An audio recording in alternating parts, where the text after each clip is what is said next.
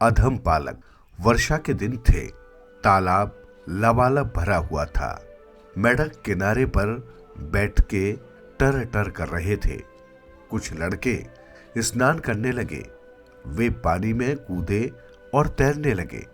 उनमें से एक ने पत्थर उठाया और एक मेढक को दे मारा।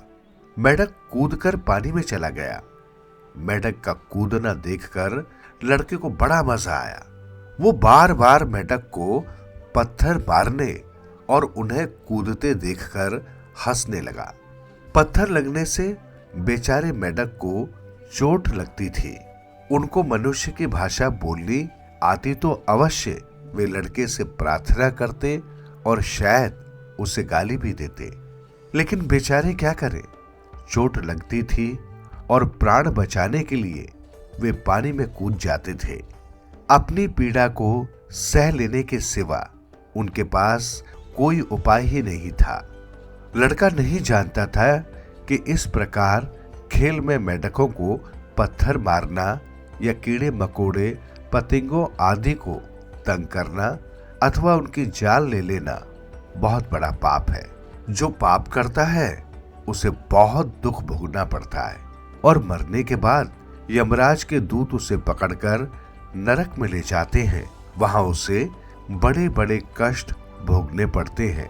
लड़के को तो मेढकों को पत्थर मारना खेल जान पड़ता था। वो उन्हें बार बार पत्थर मारता ही जाता था। इसे पकड़ ले चलो। लड़के ने पीछे से जो ये बात सुनी तो मुड़कर देखने लगा। उसने देखा कि 3 यमदूत खड़े हैं। काले काले यमदूत, लाल लाल आंखें, बड़े बड़े दांत, टेढ़ी नाक, हाथों में मोटे मोटे डंडे और रस्सी।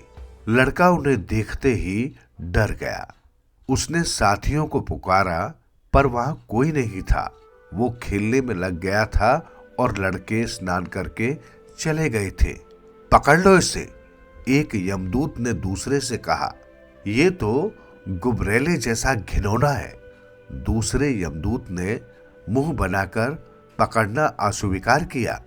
मैं इसे नहीं छू सकता, ये बड़ा नीच है, मेरे हाथ मैले हो जाएंगे। तीसरे ने कहा, तब इसे फंदे में बांध लो और घसीटते हुए ले चलो।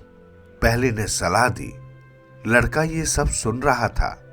उसके प्राण मानो निकले जा रहे थे। उसने बड़ा साहस करके पूछा, मुझे कहां ले जाओगे?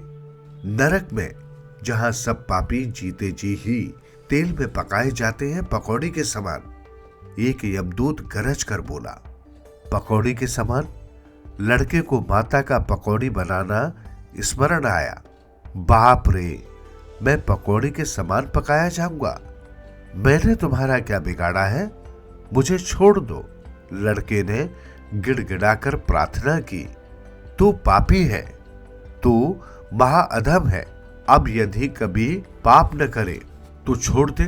यमदूतों में बड़े ने कहा, मैं शपथ खाता हूं कभी पाप न करूंगा।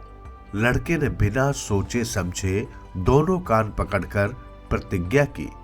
यमदूत तुरंत छुमंतर हो गए। लड़का भागा भागा घर आया। उसने अपनी माता को सब बातें बताकर पूछा, माँ, मैंने कौन सा पाप किया है? माता ने कहा, बेटा, निरपराध मेढकों को मार मार कर तू बड़ा पाप कर रहा था।